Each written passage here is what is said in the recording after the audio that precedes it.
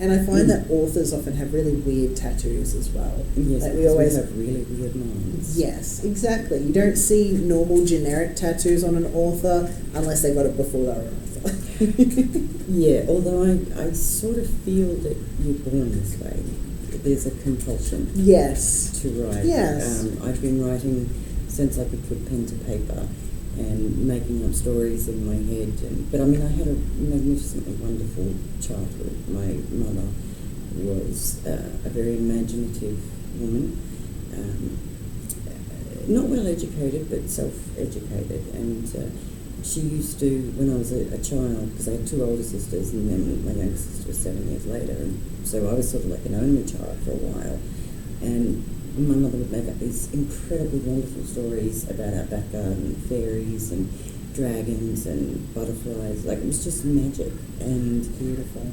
Growing up like that, I just wanted to live in that world forever. You know? Oh, I feel you there. Absolutely. So I sort of, when people ask, why did you become a writer, I often say, I didn't. I was just born one. So it's just the stories have always been there, and I've always had to tell them. Excellent. Well, tell us a bit about your first book. The first published book, or the first one I ever wrote? Oh, okay. Well, let's start with published, and then we'll come back to the first one you ever wrote. First one I published was Eric's Play, which is the first in a trilogy, The Witchcraft Wars. And the idea actually came to me. I used to play Dungeons and Dragons a lot. I love D&D. Who doesn't, right? With my niece and a bunch of friends and things like that. And I was walking through some quest one day, and I sort of thought, you know what, I could make something out of this.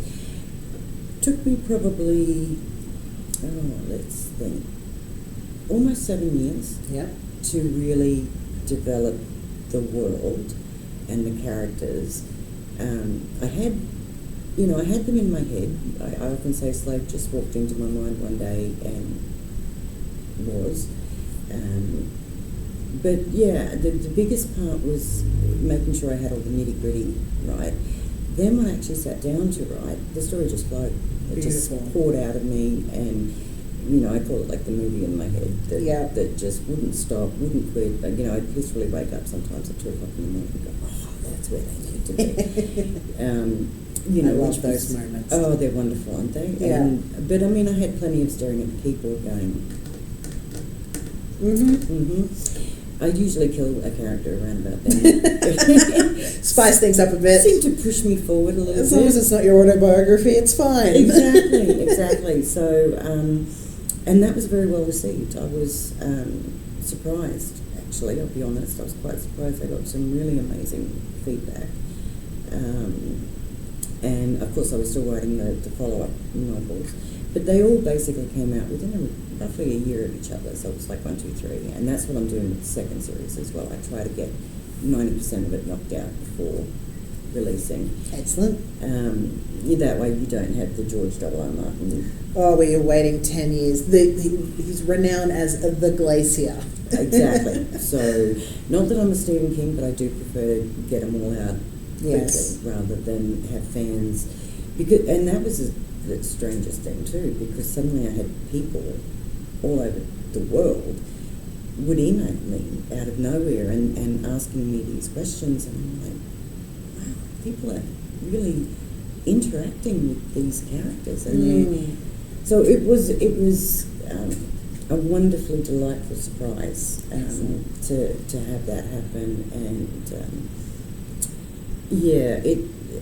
I'm working on a re-edit because I think it needs another pass. I think Bindi and I have just been going through the same thing with ours as well. I think when you're self-published, you learn acutely what the mistakes are that you make, and every time you look back over it, there's a huge step up as who you were when you wrote it the first time, and then who you are moving into as a writer. Absolutely. And I had a bit of a hiccup. My career started quite well, but then I had a bit of a hiccup. I had a gentleman by the name, his name was Bruce Hurd, I think. I can't really remember, it's a long time ago now. Accused me of plagiarism. Oh, wow. Yeah, not good. Like, that's the last word any writer wants to hear. That's terrifying. And I was shocked and horrified because I'm like, what are you talking about? But what it had come down to was the map. Yeah. In my innocence and ignorance, I had used a rough template of a very old D&D map that I'd been playing on as a D&D person for years and years, and it was public domain. Now I changed it a little bit, but obviously not enough. Yeah. And this guy must have seen the map and was like, oh, if she's stolen that, she's stolen everything. So that was a real hiccup to my career, obviously, because surprisingly to me, he wasn't well known at all, but he obviously had quite a few friends or followers, and just all these negative reviews, all this stuff on the internet, because with the internet it just explodes. It does. And, trollers, they just take off, and then it's crazy. And I had some people come back to me and say, oh, I'm sorry about that, because I actually read your book, and no, it's not anything like Mistara, whatever that is.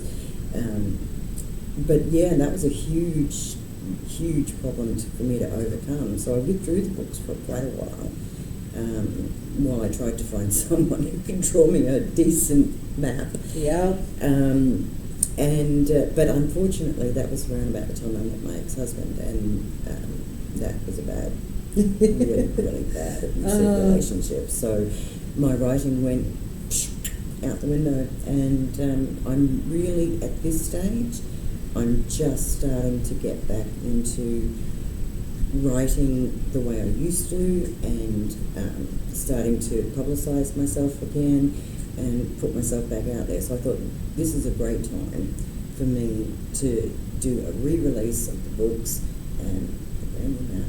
Beautiful. Won't have anything even, because even if it's public domain and you can use it, you really shouldn't. It's then still not yours, really. Exactly. Because anyone else can be using the same thing. Exactly. And you've got to be very careful with what you use, and it's always better to have original content. Always. And it was just, as I said, innocence, ignorance, and absolute laziness on my part, because I can't draw, to save my life. I couldn't draw a straight line. Thank goodness you can write.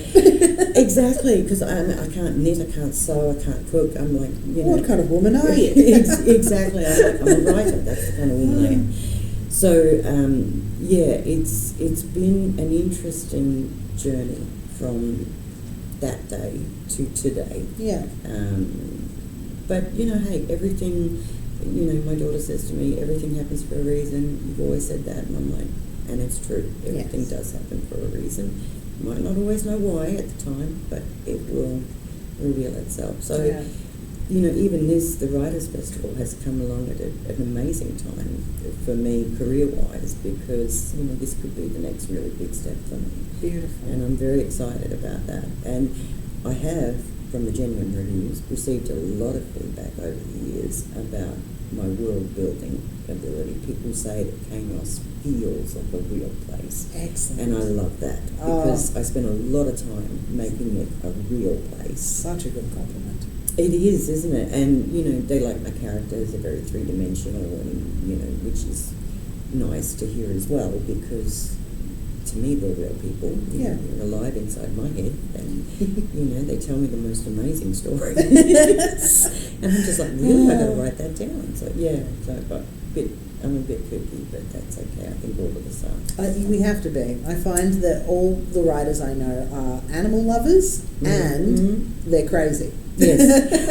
The animals, I get that, because who else can you bounce ideas off? But you need an expert. You need an expert. You absolutely do. And my cat is just the best listener. She just sit there and she's like, meow, meow. And it's like, what she's really saying is, you really need to feed me. And I'm not understanding a single word that you're saying. But, she looks like she's paying attention. That's enough. So, our cat likes to put his paws up. Like, up now, please, and needs a cuddle. So I'll be there lately with him cradled in one arm, leaning on the desks, because he's starting to get a bit big, and just typing with the other. hand, yes. Oh, and he just watches the screen now. So That's I don't. amazing. It's so cute. I love. He's my my beautiful little familiar now. So yes, yeah, and that's my Trixie Belle too. When we go to relax, when she's decided it's enough time. You've been working for too long. Mummy's been working for too long. We go and relax for a little bit, and she lies between my feet and she just puts her paws on my foot. I'm like, that's so. She's been doing it since she was a little kid, and I'm like, oh, you sweetheart. Oh, that's so cute. I know. She doesn't like the dog much, though. But that's okay. You know, not everything could be perfect in your life. So. No. I think the conflict leads to a better story. Absolutely. Well, that's it too. But I mean, again, that as a writer, when you mention conflict, it's something I try to avoid conflict just for the sake of it. Yes. Because it doesn't play very realistically, and. I don't know. I know some people that love conflict for the sake of it. Yeah, well, I mean, like, some people can probably do it well. Maybe it's just I can't do it well, or I haven't seen very good examples of it. But I've been rewatching Twin Peaks lately. Yes. Huge fan. And the second season, there were so many little storylines that seemed to me like just conflict for the sake of conflict. Yeah. And I'm like, this is why it got cancelled, because it did start to lose the magic. Yeah. And they went off in this weird direction where it was just, let's just throw this in and see what happens. And I've really tried to avoid that in my work. Admittedly, I've killed a few characters just for the hell of it, but, always with a purpose. So, and the old, Deus Ex Machina, I try to avoid that as much as possible as well, because as a reader myself, they're the things that I find irritating. Yes. And it's lazy. Yes. It's too easy of a solution without it being practical. Exactly. And I mean, it might have worked well in Greek literature thousands of years ago, but I don't really think it plays well today. And especially if you're writing fantasy, there shouldn't be any need for that, in my opinion. And I think when you're writing fantasy, it's very, very important it's probably the same with any genre, but I think in fantasy, particularly, like sci-fi as well, if you cannot keep the reader believing, then you lose them. And once you've lost them, they're gone. They never come back. It must feel effortless to suspend the disbelief that you're asking them to suspend. Exactly. It must feel like a natural action for them to hang it up while they're in the house of your book. Yes, exactly. And they have to stay in that world, because the minute they start going, or that doesn't seem, they're gone. Yeah. And I find with readers, if you lose them, you just don't get them back. It's too hard. So. And that speaks also to tension and pacing as well. Do you know what did that for me? Tom Bombadil in Lord of the Rings. Mm-hmm. I love the Lord of the Rings series, but I'm actually happy they cut him and Goldberry out of the movies, because it was just a very sudden and dramatic change with someone that was not even dressed for the occasion. Yeah. Really weird and bizarre character, and he probably has a lot of meaning that people can dig out of it. But for me, he was the thing that was like, oh, should I be here? I don't feel like I should be here. What's going on? Just an old example. Yeah. I mean, writers have been, doing that for years, and largely getting away with it. Well, I mean, with the gatekeeping that publishing companies have had on the books that we've released, they were, if you could get in, do what you want. Yes. Or rather, if you could get in, you could do what your publisher wanted you to do. Yes. And sometimes they wanted that. But now we can actually produce anything. Which I think is wonderful. It's like the music industry, my niece often jokes music was better when ugly people were allowed to make it. Oh my gosh, yes. It's not very politically correct. Give me some more Alice Cooper. But seriously, and it was true. When it was simply a matter of talent, you know what? The music was better. Even more modern, Blink 182. Oh, right. They're not good looking. But their lyrics, they're amazing. Yeah, exactly. And it's kind of swung around a little bit, where now musicians are releasing their own stuff and on Spotify and TikTok, and music is once again exciting, and that is the same thing that's happened with the publishing industry, because trying to get a contract, like nightmare. And then suddenly Kindle came along and KDP, and you could tell your stories, and they were well received. There was good stuff out there. I still read a lot of indie authors' works all the time, because there are so many hugely talented people out there who aren't just Stephen King or J.K. Rowling. There's more than that out there, and I think we really needed that. And I find that the voracious readers find them, but it would be so much better if the masses still collected them and picked them up.